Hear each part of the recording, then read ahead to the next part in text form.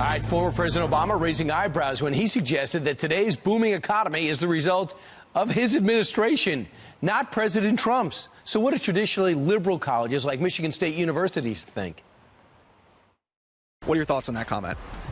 He's been out for long enough now that it's not on him anymore. It's more on Donald Trump. I'll side with Trump on that one. I feel like once a president's done, they hand it off. I feel like all presidents do this. They'll just sort of take credit for something that's happening down the line. Wow, back in session, surprising answers. Campus Reform's Cabot Phillips joins us now. We interviewed those MSU students. Cabot, are you surprised?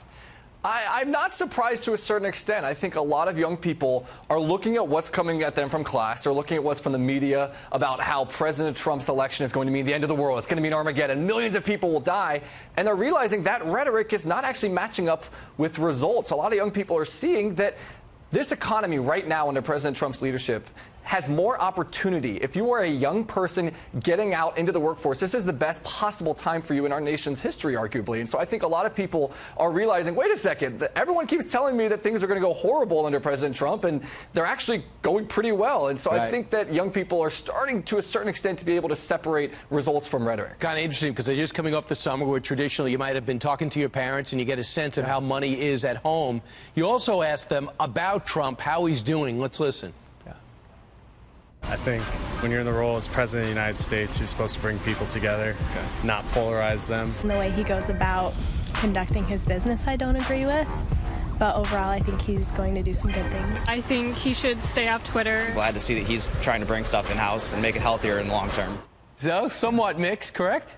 Yeah, it was interesting. One of the common things that I hear with the Leadership Institute's campus reform from students on college campuses is it's this kind of mixed bag of a lot of people saying, well, I have some misgivings about the style of President Trump. I have, maybe some uncertainty about the way he tweets, things like that. But the common theme that we were hearing at Michigan State that day was, look, I actually feel pretty good about how the economy is doing, regardless of maybe my feelings about him personally. And I wonder how much that'll play into the midterm elections. A lot of voters, the most important issue for them is the economy.